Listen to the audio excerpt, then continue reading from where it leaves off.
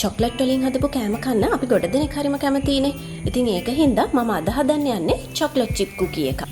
මේ කුකී එක හදද්දී අපි ඉස්සෙල්ලාම බටර් ටික මද ගින්දරේ හොඳට දිය කරගන්න ඕනේ.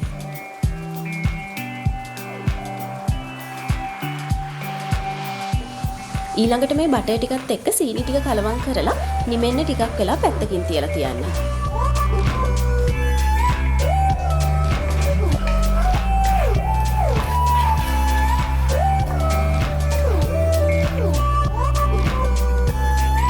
මේක ටිකක් නිවුණාට පස්සේ බිත්තර දාලා කලවම් කරන්න.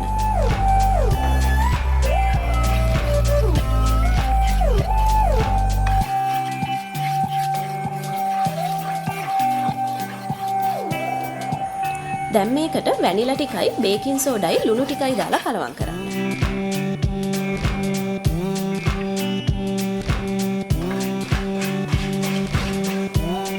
ඊළඟට පිටි ටික දාලා කලවම් කරන්න.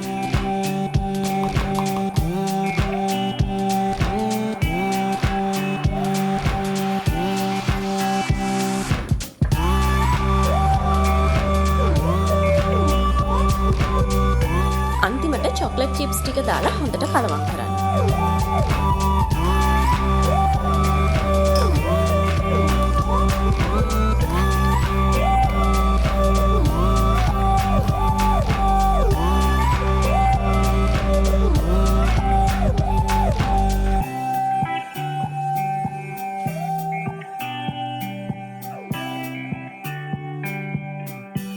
දැන් අපි මේ කුකී එක සෙල්සියස් අංශක 180ක උෂ්ණත්වයක විනාඩි 20ක් විතර බේක් කරගන්න ඕනේ.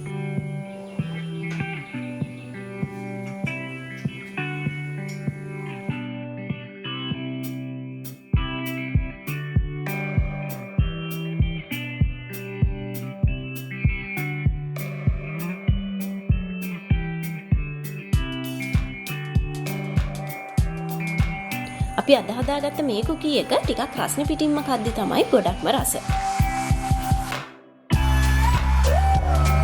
ආයෙත් දවසක ඉක්මනින්ම ඔයාලා හම් වෙනකන් මගේ channel එක subscribe කරලා bell icon එකත් press කරන්න.